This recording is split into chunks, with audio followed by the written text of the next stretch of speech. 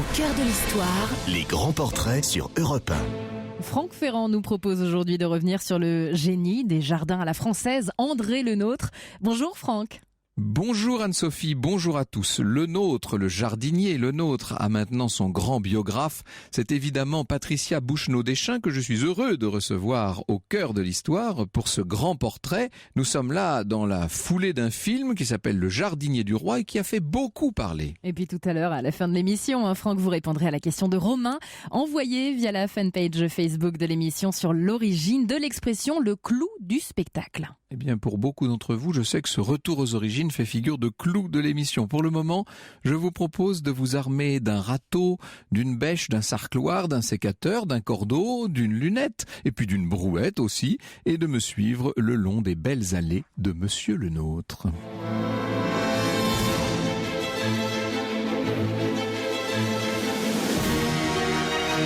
Europe 1. Au cœur de l'histoire. les grands portraits. Franck Ferrand. En 1698, un Britannique qui s'appelait Martin Lester a parlé de Le Nôtre, qu'il avait aperçu. Vous savez, quand on allait se promener à l'époque dans le quartier des Tuileries, on pouvait approcher de la maison de Monsieur Le Nôtre et on le voyait toujours vêtu d'une sorte de paletot couleur feuille morte et avec sa grande perruque qui commençait à être un petit peu démodée. Mais enfin, il se promenait, ce vieux Monsieur Le Nôtre que notre Anglais avait appelé le vieux monsieur de beaucoup de talent. Tout est là peut-être, car effectivement, Le Nôtre n'est pas seulement le jardinier qu'a retenu l'école et qu'ont retenu les manuels scolaires. Le Nôtre est une sorte d'esthète du XVIIe siècle dont toute la dimension est reparue grâce à la biographie que Patricia Bouchenaud-Deschamps nous a proposée il y a maintenant 2 ans. Biographie qui a reçu une avalanche de prix. Je me paierai le luxe tout à l'heure de donner toute la liste des prix que vous avez reçus, Patricia Bouchenaud-Deschamps. C'est assez impressionnant. Le Nôtre est certes un homme du paysage, c'est certes un grand géomètre, un mathématicien qui maîtrisait mieux que quiconque la perspective, on pourrait presque dire d'ailleurs les perspectives, vous verrez pourquoi je mets ça au pluriel, mais il était aussi hydraulicien bien entendu et architecte, il était contrôleur général, donc haut fonctionnaire, c'était un grand collectionneur, c'était un homme qui avait, nous allons le voir dans un instant, appris les arts dans toutes leurs différentes dimensions.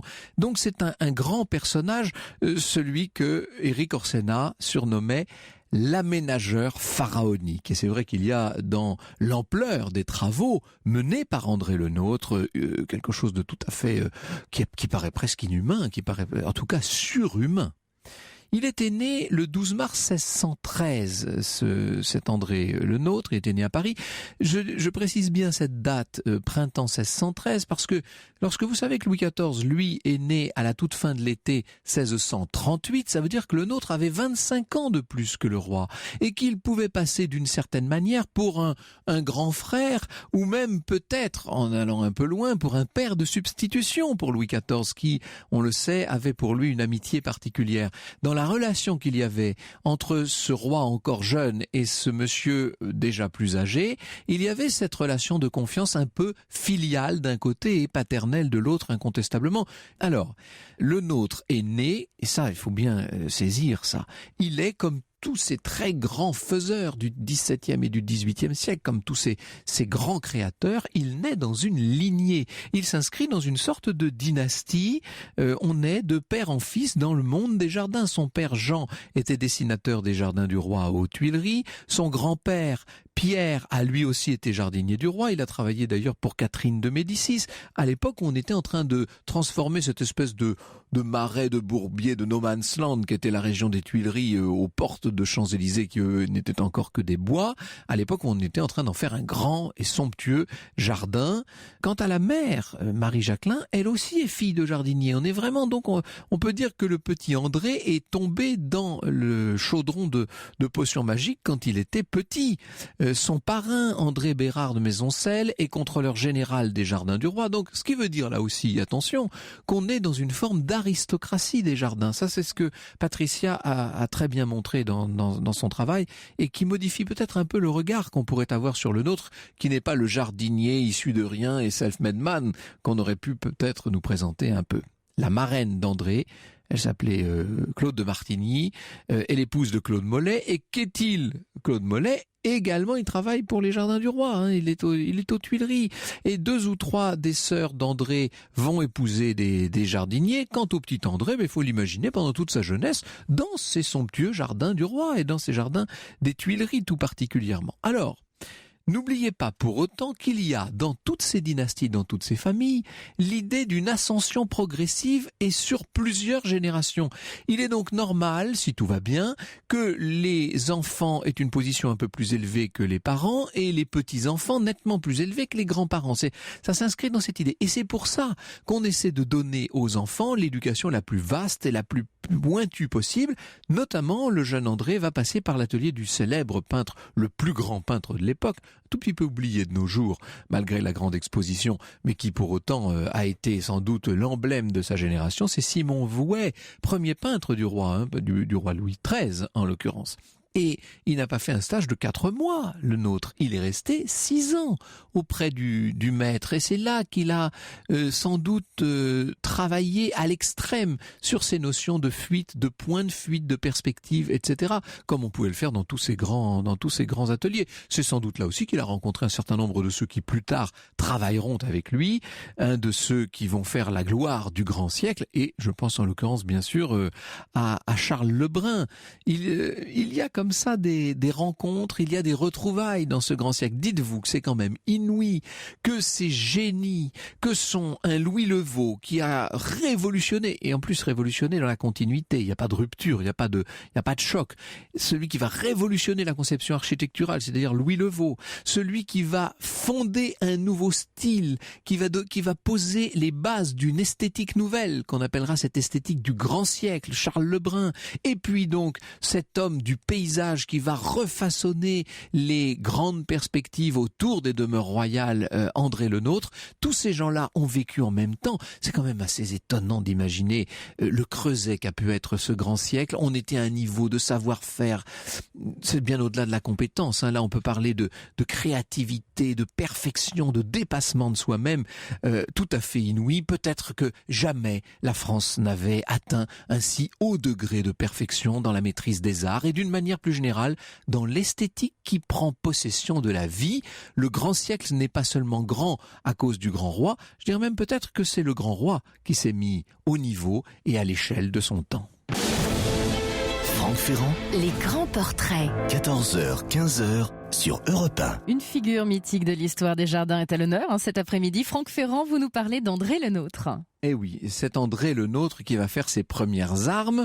Il devient premier jardinier de monsieur. Alors le monsieur dont on parle, c'est pas encore le Philippe, frère de Louis XIV, c'est le Gaston, frère de Louis XIII, bien entendu, qui va lui confier une partie des jardins de Blois, du Luxembourg, etc. Il va récupérer la charge de son père. Quand je dis récupérer, on croirait que c'est une petite formalité. C'est beaucoup plus important que ça. Ça, on viendra tout à l'heure, hein, parce que je voudrais qu'on insiste sur cette idée de transmission qui existait dans les grandes carrières de l'époque, du XVIIe siècle, cette charge de premier jardinier du roi aux Tuileries. C'est important parce que ça veut dire que on nous présente souvent la triade de Vaux, comme on l'appelle, comme une sorte de découverte. On sait que Louis XIV est allé le 17 août 1661 à Vaux-le-Vicomte pour assister à cette espèce de très grande fête donnée par son surintendant, par Fouquet. Il aurait été complètement ébloui et il aurait récupéré à Vaux les artistes de Fouquet. C'est pas comme ça que ça se passe. C'est Fouquet qui fait travailler à son service un certain nombre des artistes du roi et parmi eux, évidemment, André Le Nôtre, qui donc est déjà un jardinier du roi, travaille déjà pour l'État. Son premier grand jardin français, sans doute celui du château de Vatigny, on y viendra, hein, ça au sud de l'île, on est en 1640. Le Nôtre épouse, il a 27 ans, 1640, oui c'est ça, il épouse Françoise Langlois, qui est la fille du gouverneur des pages de la Grande Écurie. Vous voyez qu'on est bien dans ces milieux de cour qui n'ont de cesse d'approcher un peu plus des cercles immédiats du pouvoir. L'idée étant d'avoir l'oreille du roi. Vous voyez, on est dans cette idée, dans cette proximité-là. En 1643, Le Nôtre devient dessinateur des plans et parterres des jardins du roi. Il va refaire le jardin de la Reine à Fontainebleau. Il met au goût du jour un certain nombre de parcs. Je pense à Fontainebleau, par exemple, à Maison, etc. C'est probablement lui qui assure la restauration des jardins de Meudon. Enfin bref, on est dans un travail général pour les grandes résidences royales. Le Nôtre ne tombe pas du ciel, si je puis dire. C'est le moins qu'on puisse dire. Et en 1653, il est contrôleur des bâtiments. En 56 à 43 ans, on le voit continuer à travailler encore une fois pour le roi quand il est happé, comment dirais-je, détourné, utilisé par Fouquet, certes, pour les travaux extraordinaires de Vaux. Alors il y a évidemment, c'est vrai que ce qui s'est produit à Vaux à ce moment-là est inouï, et quand on se promène à Vaux-le-Vicomte aujourd'hui, on ne peut qu'être ébloui par le travail qu'a fait le Nôtre, bien au-delà de la double, vous savez, de ce double niveau des grandes allées à la française, des grandes perspectives, des terrasses et des plans d'eau, et puis à l'intérieur des petits bosquets, des découvertes, des salons, des cabinets de verdure, de fraîcheur, etc. C'est tout ce qui fait la spécificité d'un jardin à la française. Au-delà de ça, il y a à Vaux un travail global sur le paysage, avec une double perspective. Ça, c'est complètement inouï. Quand vous êtes depuis les terrasses du château, vous avez cette perspective fuyante extraordinaire sur la campagne, qui va devenir peu à peu une sorte de signature de Le Nôtre, et même une référence, nous le verrons tout à l'heure,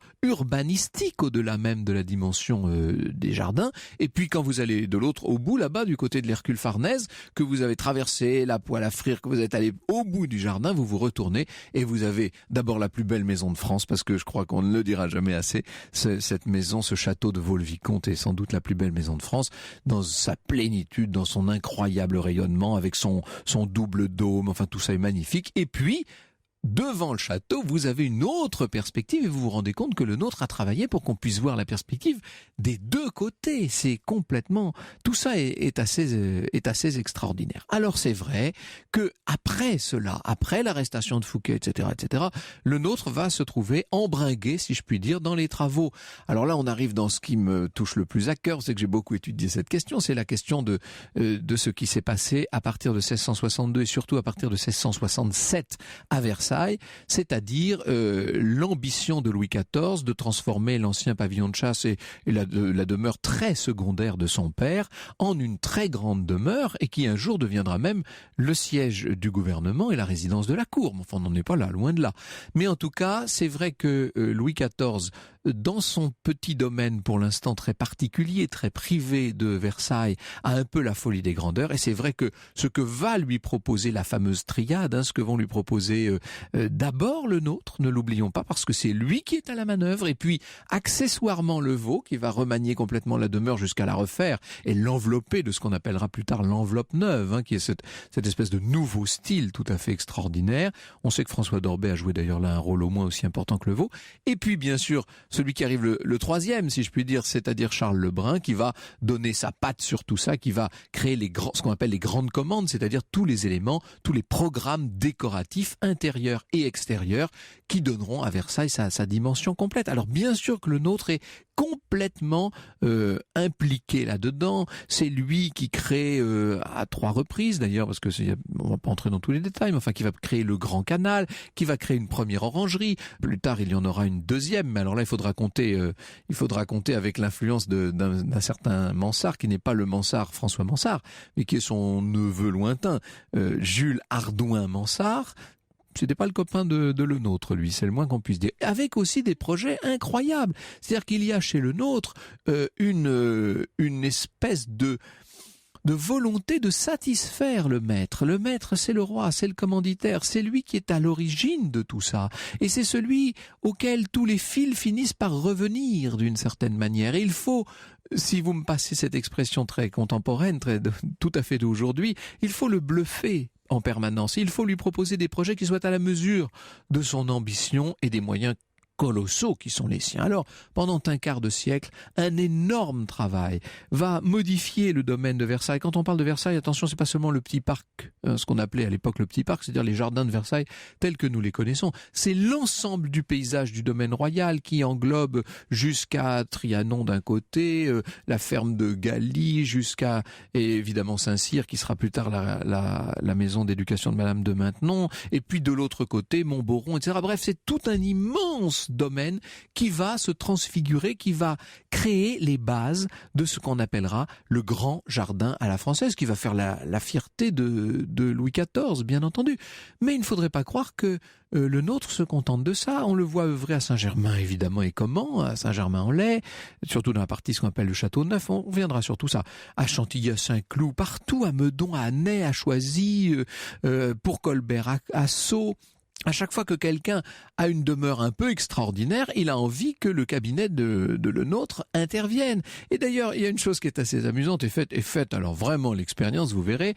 Vous allez le week-end visiter tel ou tel château complètement perdu dans des provinces très reculées pour l'époque et vous demandez, alors vous avez presque toujours une amorce de jardin à la française, plus ou moins réussie, il y a de tout, il y en a qui sont absolument somptueux bien sûr, et presque toujours le propriétaire ou la personne qui va vous faire visiter les lieux va vous dire « Ah mais les jardins ont été dessinés par le nôtre. Jusqu'où est-ce le nôtre qui dessinait tout cela ?» Voilà une des questions que j'ai très envie de poser à Patricia Bouchenaud-Deschamps. Franck Ferrand, Les grands portraits. 14h, 15h sur Europe 1. Il est considéré comme le père du jardin à la française. Vous nous parlez, Franck Ferrand, du jardinier des rois, André Le Nôtre. Je pense que nous allons faire frissonner Patricia Bouchenaud-Deschamps qui a mis beaucoup d'énergie et passé beaucoup de temps à démontrer que le jardin à la française avait commencé en quelque sorte bien avant André Le Nôtre et qu'il s'était transformé bien après. Mais c'est vrai, c'est bien lui qui reste, dont l'image reste, dont le nom reste attaché à ce jardin à la française. On va voir pourquoi il a à ce point marqué son temps, Patricia. Alors, il a marqué son temps, c'est vrai, auprès. Alors, tous les grands souverains voulaient le consulter, tous les particuliers. Dès qu'on avait un peu d'argent, qu'on avait un jardin à faire, il fallait que le nôtre mette sa patte, même si ça n'était qu'à travers un croquis d'une certaine manière. Il a tous les honneurs, ce le nôtre, et ça tient ça au fait. Louis XIV veut l'anoblir. Vous savez, vous connaissez ces armes, 3 limaçons couronnés d'une pomme de chou avec une bêche et un râteau. Si c'est pas l'humilité même, ou la fausse modestie, je ne sais pas, un petit peu des deux, probablement. Il sera reçu dans l'ordre de Saint-Lazare, le roi lui fait composer là vraiment son blason, alors 2 sables à 1 chevron d'or, accompagné de 3 limaçons d'argent, les 2 du chef, donc d'en haut, adossés et à celui de la pointe contournée. Il va entrer à l'Académie d'architecture en 81, il est chevalier de l'ordre royal de Saint-Michel, enfin il a un très grand nombre de récompenses, etc. Et d'une façon générale, son premier titre de gloire, c'est d'être proche de Louis XIV. C'est peut-être à ce titre-là qu'il va être reçu par le pape Innocent XI. Il est vraiment parti en très grand équipage pour l'Italie. Le nôtre, on verra pour quelle raison d'ailleurs, parce que c'était pas uniquement pour son plaisir et pour sa gloire. Et à la fin de l'entrevue, il aurait dit « Je ne me soucie plus de mourir, puisqu'à présent j'ai devisé familièrement avec les 2 plus grands hommes du monde. Votre sainteté, dit-il au pape, et le roi mon maître. » Et le pape aurait répondu « Votre roi est un grand prince victorieux, moi je ne suis qu'un pauvre prêtre. Il est encore assez jeune, moi je suis vieux. » « Mon révérend père, » aurait rétorqué le nôtre, « vous vous portez bien, vous enterrerez tout le sacré collège. » Et les 2 hommes auraient beaucoup ri, et le pape, dit-on, se serait laissé embrasser par le nôtre. Alors évidemment, après tout cela, le nôtre n'a eu de cesse que de faire savoir ce qui s'était passé. Imaginez la gloire, il a carrément embrassé le Saint-Père. Il écrit ça à Bontemps, qui est premier valet de chambre du roi. Bontemps le fait lire la lettre au lever du roi, et il y a parmi les courtisans qui sont là présents au lever, le duc de Créqui, qui est prêt à parier 1000 louis que la vivacité du jardinier royal n'a pas été jusqu'à embrasser le pape. Quand même, dit Créqui, je pense qu'il se vante un peu. Et là, Louis XIV intervient. « Ne pariez pas, lui dit-il. Quand je reviens de campagne, le nôtre m'embrasse toujours. » Alors, il a bien pu embrasser le pape. Et c'est vrai qu'il y a entre le roi Louis XIV et cet homme qui est un peu responsable des paysages de son siècle, il y a beaucoup plus que la relation de confiance qui peut exister entre un commanditaire et son exécuteur. Il y a vraiment, je pense, une amitié, il y a un lien que Patricia Bouchenaud-Deschamps a su cerner et dont elle va nous parler dans un instant. Il y a sans doute une confiance très particulière et qui est liée au fait que le nôtre a toujours, aux différentes phases du règne de Louis XIV, su répondre à ce qu'attendait le roi. Il a su répondre aux secrets et aux intimités et aux fêtes qui était celle du tout premier Versailles. Il a su donner au grand Versailles et au grand Trianon qui va avec la splendeur de la période la plus rayonnante du règne. Et puis, sur le déclin, lorsque Louis XIV, devenu âgé, devenu un peu plus difficile, a voulu se retrancher du monde, il a su lui fabriquer cet extraordinaire rideau de verdure qu'est le parc de Marly, dont on parlera aussi, dont à mon avis on ne parle jamais assez, car il est absolument extraordinaire ce parc de Marly. Et puis le nôtre, encore une fois, n'est pas seulement actif dans le domaine des jardins. N'oubliez pas d'abord, c'est un homme qui a des revenus considérables. Il a récupéré, il a peu à peu constitué une impressionnante collection d'œuvres d'art. C'est tout à fait inouï, et c'est le marquis de Sourches qui s'y connaissait dès qu'il était question d'argent, puisqu'il ne pensait qu'à ça. Sourches estime la collection de Le Nôtre à plus de 100 000 livres, et on verra que c'est même un montant probablement encore sous-estimé. Quand on va faire l'inventaire de ses biens à sa mort, on trouve énormément de choses incroyables, et Le Nôtre va aller jusqu'à léguer cette collection à Louis XIV. N'oubliez pas qu'il est nettement plus âgé que le roi et qu'il meurt le 15 septembre 1700 à l'âge de 87 ans. Le roi vient de perdre un homme rare et zélé pour son service et fort singulier dans son art et qui lui faisait honneur. C'est Monsieur Le Nôtre, écrit le Mercure galant, qui est donc la gazette de l'époque. Monsieur Le Nôtre, contrôleur général des bâtiments de Sa Majesté, Jardins, Arts et Manufactures de France, jamais homme n'a mieux su que lui tout ce qui peut contribuer à la beauté des jardins. Alors, Le Nôtre sera enterré à Saint-Roch. On sait que sa tombe, bien sûr, sera profanée comme tant d'autres au moment de la terreur. On pouvait lire sur l'épitaphe: ici repose le corps d'André Le Nôtre. La force et l'étendue de son génie le rendaient si singulier dans l'art du jardinage qu'on peut le regarder comme ayant inventé les beautés principales et porté tous les autres à leur dernière perfection. Eh bien voilà peut-être la première réponse à notre dernière question. Au cœur de l'histoire, Les grands portraits sur Europe 1. Franck Ferrand. André Le Nôtre est notre grand portrait d'aujourd'hui. Sur Europe 1, vous recevez Franck Ferrand, le chercheur associé au Centre de recherche du Château de Versailles, Patricia Bouchenaud-Deschamps, auteur d'André Le Nôtre, publié chez Fayard. Alors Patricia, bonjour d'abord. Bonjour Franck. Je ne voudrais pas vous faire rougir, mais quand même, vous avez eu le prix Capet, ça je suis bien placé pour le savoir, en 2013, le prix de l'Académie pour vos travaux sur Le Nôtre, de l'Académie française, s'il vous plaît, le prix Redouté, qui est remis annuellement au Château du Lude, le prix européen René Peucher, 2014. Votre cheminée est assez grande pour porter tous ces trophées?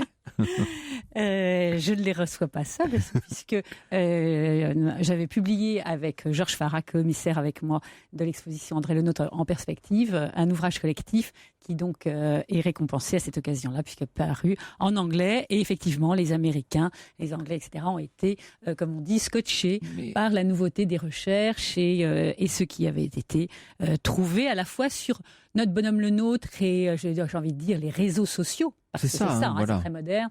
Et c'est ça ce qui est le plus étonnant. Ce sont les réseaux sociaux de Le Nôtre. Et puis, sa manière de travailler, qui ne touche pas seulement la perspective, mais qui touche des notions plus complexes qui avaient été creusées par Georges Farad, à savoir les anamorphoses, les collimations, ce qui va faire le génie de Le Nôtre. Et vous parliez, je buvais vos paroles, quand vous nous racontiez l'histoire de Le Nôtre, vous nous parliez très justement de l'importance de ce séjour chez Simon Vouet. Simon Vouet, il faut imaginer quand il arrive, c'est un jeune maître, c'est pas le vieux peintre qui reçoit des jeunes élèves. Oui, c'est encore le jeune et fringant. Oui, il est dans la force de l'âge. Dans la force de l'âge, il arrive de Rome, il a la faveur de Louis XIII et il a la plus belle clientèle de Paris qui touche tous les domaines, clientèle royale, clientèle aristocratique, religieuse, etc. Et donc, ça veut dire que quand on est chez lui en tant qu'élève, d'abord, il faut imaginer que c'est quelqu'un qui adore communiquer, transmettre, etc. Donc, ils sont très nombreux, les élèves avec lui, et ils vont de chantier en chantier, ils rencontrent la crème de la crème des commanditaires, ils réalisent les plus beaux chantiers, et ça va participer à ce fameux carnet d'adresses qu'a quand même cultivé les Le Nôtre. On a l'image d'un Le Nôtre, un peu les pieds dans la glaise, c'est évidemment son arrière petit-neveu un peu lointain, Gosselin Le Nôtre, l'écrivain, l'auteur de Petite Histoire, qui avait beaucoup contribué à accréditer cette image d'un homme qui avait toujours une ou deux salades salade dans une main, etc. Oui, mais il ne faisait que reprendre ce que les prédécesseurs avaient dit. Et je dirais, Jules Ardouin-Mansart, qui a été le premier à assassiner le nôtre un an avant Entre sa confrères, mort. on se comprend. Et voilà, exactement, une peau de banane ne fait jamais de mal. Et là, en l'occurrence, ça a été dramatique, car c'est l'écrit fondamental dans lequel on dit que le nôtre avait reçu quelques lumières en matière d'architecture de l'oncle Mansart, alors qu'en fait, c'était un vrai architecte. Vous avez cité un certain nombre de réalisations, mais il faut penser à la terrasse de Saint-Germain, à la terrasse de Chantilly, à l'orangerie. L'orangerie du château de Versailles, celle de Jules Ardouin-Mansart. Eh bien, cette orangerie, c'est quand même étonnant. Repartons à Versailles, que vous connaissez bien. Le célèbre tableau de Versailles, dit de Patel, 1668. Regardons-le bien ensemble. Vous avez les jardins qui s'étalent, avec à droite, sur votre droite, l'immense parterre du Nord. À gauche, une espèce de toute petite orangerie rikiki. Relisez Mademoiselle de Scudéry, La promenade à Versailles. Elle nous dit déjà en 68, sous couvert d'informer ses amis, « Oh, regardez, ces toits brillants de partout, et cette orangerie que vous admirez tant aujourd'hui, eh bien, sous peu, elle sera détruite, et une du plus du double sera reconstruite. » Du plus du double. Jules Ardouin-Mansart en 68 n'existe pas. Il n'arrive dans le paysage que 10 ans plus tard, entré par le nôtre. Donc l'orangerie de Mansart, c'est l'orangerie de le nôtre, nous dites-vous. C'est un projet, et il y a effectivement des textes qui disaient que, mais quand on relit les documents dans l'ordre chronologique, on voit bien qu'il est là. Et puis, un exemple magnifique, qui est un des derniers, c'est Copenhague. Le château de Copenhague, le roi de Danemark, va demander l'avis de le nôtre, non pas pour ses jardins, mais pour la reconstruction de son château. Donc vous voyez, c'est vraiment l'architecte, et cet architecte qui a été oublié. Alors, justement, puisque vous êtes parti là-dessus, on reviendra après sur les fronts familiaux et sur la stratégie de le nôtre, etc., et sur sa formation. Mais pour ce qui est du cabinet, si je puis dire, de combien d'employés se compose-t-il ? Alors, le cabinet, l'agence, l'entourage, cet entourage de collaborateurs de le nôtre. Alors, le nôtre travaille avec une poignée d'hommes qui sont ses plus proches collaborateurs, qui sont ses neveux et très proches.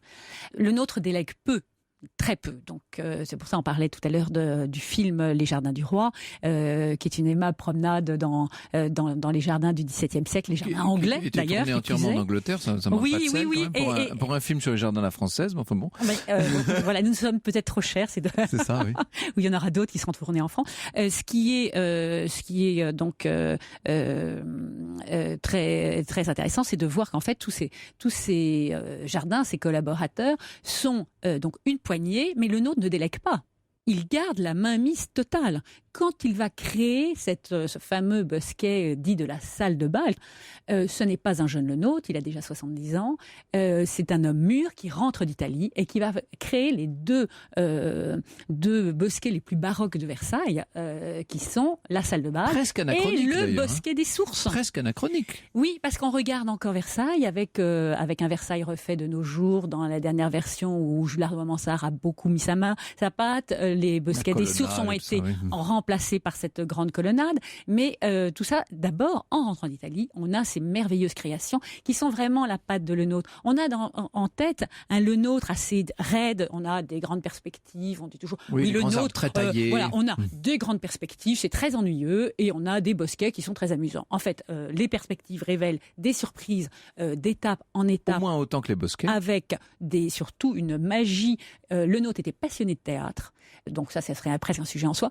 Et donc ces espèces de levées de rideaux qu'il va créer pour étonner le roi et qui correspondent au sens propre, puisque quand on marche, on voit se lever littéralement les rideaux d'arbres. C'est étonnant. Et les travaux de Georges Farad ont bien montré que il y a toute une série de collimations et donc de successions d'étagements. Ce qu'on appelle la collimation, il faut expliquer en 2 mots parce que qui sont en fait des réglages de perspectives qui permettent de creuser le terrain pour pouvoir aménager tout cela de manière absolument nouvelle. Et donc on est là-dedans dans quelque chose qui est fascinant parce que la promenade du roi, vous voyez bien qu'il propose différents points de vue. La manière de montrer les jardins. Cette manière de montrer les jardins du roi, on s'arrête à des points très particuliers qui révèlent à chaque fois le château d'une manière nouvelle. Alors évidemment, le nôtre, il va faire ça, non pas petit à petit comme on l'a cru, c'est ça ce qu'il y a de plus nouveau, c'est que c'est vraiment un dessin d'ensemble conçu dès le départ. Sur notre tableau de 1668, on voit bien que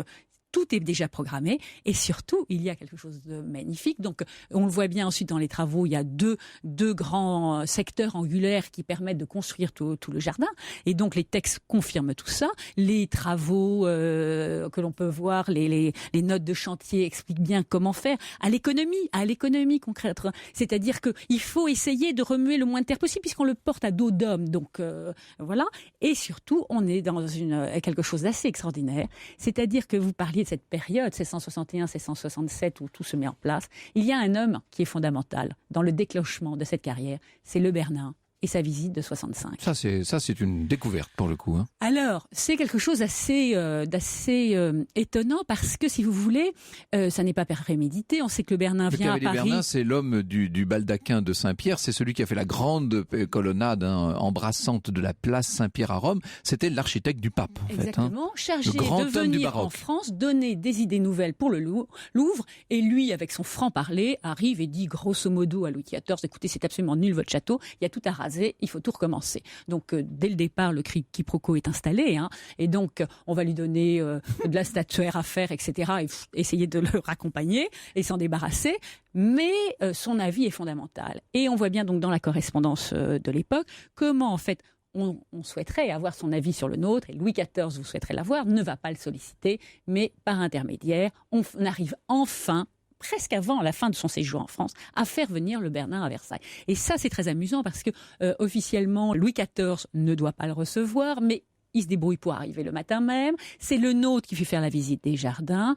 Comme par hasard, on sait donc que Le Bernin s'est extasié sur tout le fer à cheval qui est créé, et donc c'est donc la pièce du bassin de la Tonne, et donc ce qui est un point fondamental en matière d'optique dans la création de Versailles, et donc le nôtre lui a certainement bien expliqué tout ça.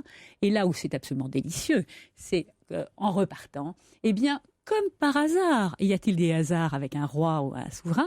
Eh bien, le roi est dans la cour et le croise en partant et demande au Bernin ce qu'il pense de Versailles. Et le nôtre, à l'époque, a les plus grandes difficultés pour avoir de l'argent. Les finances ne sont pas en un excellent état. Colbert fait ce qu'il peut pour... Colbert n'est pas l'ami du projet versaillais. Hein. N'est pas l'ami du projet versaillais. Il préfère Paris, et on le comprend. Et puis, il y a tant à faire à Saint-Germain et dans les autres maisons royales. Eh bien, Louis XIV, donc... demande au Bernin ce qu'il en pense, et le Bernin répond cette phrase magnifique: Sire, si j'avais comme une maison comme celle-ci, eh bien, je ne me contenterais pas d'y aller seulement de temps en temps.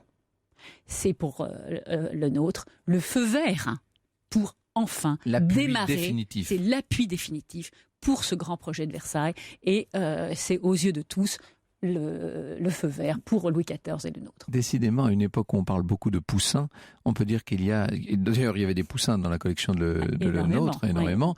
Oui. Il y a quelque chose de romain et de baroque dans l'inspiration et dans l'univers de le nôtre. C'est ce qu'il faut bien comprendre, à mon avis. Il fait partie de cette ambiance-là et de cette époque-là. Alors... Absolument. Et les femmes dans tout ça, demanderait notre époque, c'est la question que pose le film Les Jardins du Roi, et c'est une question que je vais bientôt poser à Patricia Bouchenaud-Deschamps. Au cœur de l'histoire, les grands portraits sur Europe 1. Franck Ferrand. Le roi des jardiniers et jardinier du roi, entre André Le Nôtre et notre grand portrait d'aujourd'hui. Vous nous en parlez, Franck Ferrand, avec votre invité, le chercheur associé au centre de recherche du château de Versailles, Patricia Bouchenaud-Deschamps, auteur d'André Le Nôtre, publié chez Fayard. Alors, il y a une différence sur notre vision du film, c'est que vous l'avez vu et moi pas, Patricia Bouchenaud-Deschamps. Et vous l'avez aimé, ce film. Moi, j'avais un peu peur du point de vue qui est de nous mettre un personnage féminin dans les pattes, si je puis dire, d'André Le Nôtre, une sorte de jardinière. Ça me paraissait un peu bizarre, et vous qui connaissez ça vraiment par l'archive et dans le détail, vous dites, et pourquoi pas? C'est même ce qu'il y a de plus vrai, somme toute, dans le film. Vous savez, quand on connaît bien un sujet, c'est toujours, on va toujours voir des films sur ce thème avec un peu d'appréhension. Oui, voilà. Alors là, évidemment, je n'avais rien lu sur ce film, et donc j'ai découvert. Donc d'abord, c'est la première fois. C'est un peu émouvant de voir un film sur le nôtre, sujet d'un film. Donc c'est une première. Alors, passer le choc de voir un jeune Le Nôtre et un vieux Louis XIV, avec un Louis XIV 2 fois plus âgé que lui. Cela dit, ça se laisse agréablement voir. Ça se passe dans les jardins anglais et non à Versailles. Donc, à la limite, moi, j'étais ravie parce que j'ai envie de dire, les jardins de Versailles, Je les vois tous les jours, donc je suis ravie de... Et c'était malin d'aller voir les jardins anglais, parce que ceux qui ont été choisis, il y a un lien avec nos jardiniers Notamment français. Blenheim. Alors on a Cliveden, là ce sont les élèves de Lenôtre qui ont œuvré, on en a d'autres, et puis on a Blenheim. Alors Blenheim, c'est assez surprenant, parce que Blenheim, visiblement a fasciné le réalisateur pour les intérieurs, et moi je piaffais, j'attendais un moment. Blenheim, c'est quand même le grand parterre d'eau refait par Duchesne. Qui fait beaucoup penser à celui de Versailles. Sur le modèle du premier parterre d'eau de Versailles, pile contemporain de cette histoire. Il n'a pas été utilisé, donc voilà. Alors ça, c'était ma déception. Cela dit, voilà, c'est toujours mais alors plaisant, les femmes là-dedans. mais il y a les femmes. Alors c'est vrai que voilà, ce qui rachète un peu la chose à mes yeux, c'est qu'enfin on parle des femmes, parce que certainement, contrairement à ce qui est dit, le nôtre ne va pas chercher quelqu'un parce que il n'est pas assez bon pour faire ce projet pour le roi. Donc ça, c'est tout à fait inventé. Et c'est quand même, il est à l'apogée, on l'a compris, de son talent. En revanche, ce qui est intéressant, c'est de mettre en scène les femmes officiers des bâtiments du roi, des jardinières en chef. Il y en avait, et qui n'étaient pas simplement, qui n'avaient pas ce titre uniquement parce qu'elles étaient la veuve d'un conjoint. Oui, c'est ça, elles héritaient une charge, en fait. Oui. Ce qui était déjà pas mal. C'est-à-dire qu'en fait, souvenez-vous, à l'époque, quand on regarde les manuels de l'époque, on dit, pour recruter un jardinier, commencez par regarder son épouse. Si elle est de bonne tenue, alors le jardinier sera bien. Donc, c'est gentil, mais enfin, ça ne donne pas toute la mesure du rôle qu'une femme peut peut-être avoir dans les jardins. On n'a pas beaucoup d'écrits et de documentation sur ce rôle des femmes, mais on les a, jardinières en chef, en titre. Pourquoi pas, donc, dites-vous. Et donc, elles ont existé. On n'a pas encore de documentation, mais on n'avait rien sur Henri Dupuy il y a quelques années. Peut-être que quelqu'un va se consacrer à une biographie d'une femme. Voilà. Justement, c'est Jérémy qui, via Twitter, nous dit qu'il vous a découverte à travers votre ouvrage Henri Dupuy, jardinier de Louis XIV. Et c'est vrai que c'est un ouvrage passionnant, parce que voilà une figure qui avait complètement disparu, on va dire. C'était un nom dans les contes des bâtiments du roi, et qui sont passionnants, parce qu'un Henri Dupuy commence comme compagnon. Chez lui, il y a une chambre avec un lit et une table. À la fin de sa vie, il a une maison de 20 pièces. Il a été anobli pour lui et ses enfants. Et donc, je dirais que quand le nôtre est anobli, c'est pas ça la plus grande marque de faveur du roi, puisque tous les officiers qui ont travaillé dans les jardins ont été anoblis. Donc, c'est quand même quelque chose d'important. J'ai commis une erreur tout à l'heure. Il faut faire attention, et que les grands spécialistes comme vous, vous ne laissez rien passer. J'ai dit que le nôtre était entré à l'Académie d'architecture en 81. Alors en fait, il n'est pas. Voilà, c'est ça. Il était un peu en quelque sorte auditeur libre, mais il n'était pas membre de l'Académie. C'est ça. Mais ce qui est fascinant, c'est là où on voit la proximité de le nôtre avec le roi, c'est l'intimité qu'il va partager avec lui. Le film le montre bien. C'est un grand collectionneur. On le voit au milieu de ses collections. Comme vous l'avez dit justement, il a légué une partie de sa collection au roi. Il a donné 21 tableaux, mais 21 tableaux dont qui ne sont pas minces. Il y a des Lorrain, Bruegel, etc. Mais il garde chez lui encore une centaine d'œuvres dans une seule pièce, dont 7 ou 8 poussins, voire peut-être 9 ou 10, puisque la recherche avance. Donc vous voyez, c'est vraiment un très très grand collectionneur. C'est un homme dont la conversation était extrêmement fine. Le roi avait plaisir à le rencontrer, et les témoignages montrent qu'il était capable de tenir la conversation avec des pointures très fines, scientifiques, des ecclésiastiques, etc. Donc c'est pas tout à fait notre... un rusto, voilà. Et c'est pas seulement, encore une fois insistons là-dessus, et nous y revenons finalement à cette idée de carrière et de réseau, c'est pas seulement le jardinier au sens propre, ni même le paysagiste du reste. Non. C'est un contrôleur général, c'est un grand collectionneur, c'est un esthète, c'est presque un conseiller artistique d'une certaine manière. Et qui a été formé auprès d'un homme que Louis XIV a bien connu, c'est Gaston d'Orléans. Gaston d'Orléans était un grand collectionneur, et c'est très amusant de voir les similitudes entre la collection de Gaston d'Orléans et ensuite la collection d'André Le Nôtre. Donc vous voyez, c'est tout ce milieu intellectuel extrêmement fin. Le nôtre, c'était donc pas simplement des perspectives, du paysage, etc. C'est quelqu'un qui est un homme qui aime ce qui est léger. Il aime la verdure, il aime les treillages, il aime les fleurs. Il aime le naturel, si je puis dire. Dans ses écrits qui sont rares, donc c'est quelqu'un qui était dyslexique, ce qui explique aussi son génie, cette capacité à voir les choses en 3D, etc.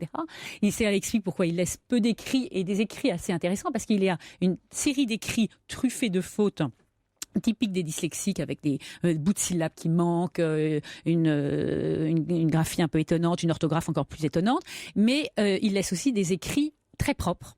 rigoureusement la même écriture. Et entre-temps, en fait, je me suis fait confirmer que ces écrits étaient écrits par une femme. Alors, est-ce que c'est sa femme ? Est-ce que c'est comme dans le film, une femme. On ne sait pas, on peut toujours rêver. Non, mais, ce qui est très intéressant, c'est de voir que dans ces écrits, qui sont rares, il revient toujours sur cette double notion que pour qu'un jardin soit beau, qu'une réalisation soit belle, ce qui est important pour lui, c'est qu'à la fois qu'elle montre une vraie grandeur, ça on s'en doute compte tenu du maître de Louis XIV, mais qu'elle soit d'un beau naturel. Et c'est cette intégration dans le paysage. C'est pas un truc plouf qui vous tombe dessus, une espèce de création. Non, c'est quelque chose qui est intégré très loin, de la plus petite échelle à la plus grande échelle, et c'est ce naturel. Et ce naturel, c'est dans l'acheminement des eaux, c'est dans le fleurissement, qui est aussi bien le fleurissement proche de la maison, mais également, si le commanditaire a suffisamment de moyens, jusque dans les bosquets, ces petits pots de fleurs qui sont accrochés à l'étrillage. On est loin du lenôtre ennuyeux et un peu glaçant qu'on a voulu nous présenter. Voilà, en fait, c'est un lenôtre surprenant, qui aime surprendre, qui aime les surprises, qui aime les fêtes, le spectacle, et tout cela, c'est un lenôtre beaucoup plus joyeux et beaucoup plus passionnant. À la limite, ses suiveurs, tous ceux qui s'inscrivent dans sa postérité, ont été beaucoup plus sérieux, beaucoup plus ennuyeux, peut-être même pour certains, que le nôtre lui-même. Absolument, parce qu'ensuite, on a eu une réduction de lenôtre. L'art de lenôtre a été réduit, et d'ailleurs très, très curieusement. Un peu caricaturé, pour Caricaturé, et curieusement, le fameux traité des Alliés d'Argenville, qui reprend pas mal le principe de l'époque, ne parle pas de ces effets d'optique et de surprise qui créaient l'effet les plus spectaculaires dans les jardins de lenôtre, sans doute parce que le secret de lenôtre, entre guillemets, en la matière, avait été bien gardé et transmis simplement à 2 collaborateurs, et donc il s'est éteint après. Mais doit-on juste dire qu'il n'a... On a toujours dit qu'il n'avait pas écrit de traité, il a quand même écrit un livre dont il se servait pour raconter quelque chose de sa profession, et qui a disparu très peu de temps après. Il a été consulté quand même encore au tout début du 19e siècle. Ouais. Il a disparu, donc on peut toujours se prendre à rêver qu'il réapparaisse un jour. Oui, on le retrouvera peut-être. Peut-être. Merci beaucoup Patricia Bouchenaud-Deschamps. Votre biographie d'André Le Nôtre est parue évidemment chez Fayard. Au cœur de l'histoire, les grands portraits sur Europe 1. Et vous répondez cet après-midi, Franck Ferrand, à la question de Romain qui, via la fanpage Facebook de l'émission, vous demande d'où vient l'expression « le clou du spectacle ». Alors vous savez qu'il y a beaucoup d'expressions qui parlent de clou. D'ailleurs en argot, le clou c'est le mont-de-piété, c'est la prison aussi, on dit ça vaut pas un clou, etc. Je mets tout ça de côté. Le clou du spectacle, comme souvent, il y a trois explications possibles, et il y en a une qui me paraît nettement plus convaincante que les deux autres. D'abord, on fait référence à la crucifixion. Vous savez, la crucifixion du Christ. Cet épisode, là on est vraiment dans l'humour noir et quasiment dans le blasphème, hein, mais le clou, ce serait en quelque sorte le moment clé par référence à cet épisode biblique. Personnellement, j'y crois pas du tout à ça. Mais enfin, vous trouverez dans les dictionnaires, vous trouverez cette explication-là. On parle aussi, c'est beaucoup plus compréhensible déjà, de la notion de clou comme le clou qu'on plante dans un mur et auquel on va accrocher un tableau. Le clou d'un spectacle, c'est en quelque sorte ce qui se voit comme le tableau au milieu du mur. Vous voyez, c'est la chose la plus spectaculaire, tout simplement. Il y a cette notion de spectacle. Et là, il faut aller chez Alain Ray pour trouver cette explication. Je pense que on trouve une ébauche de cette explication dans le livre d'Alphonse Daudet, 30 ans de Paris. Il met « Si nous mettions votre tambourinaire dans la pièce, il manque un clou, ça pourrait peut-être servir à accrocher le succès. » Voilà, à mon avis, la vraie et la bonne explication. Dans les milieux du spectacle, alors c'était le théâtre, la pantomime, les débuts du cirque, etc. Vous savez, on est au milieu et à la fin du 19e siècle. On développe partout des spectacles plus étonnants les uns que les autres. Et l'on cherche un élément à quoi accrocher le succès, accrocher le public. Le clou, c'est ce qui va permettre d'accrocher le succès. Voilà, à mon avis, la meilleure explication.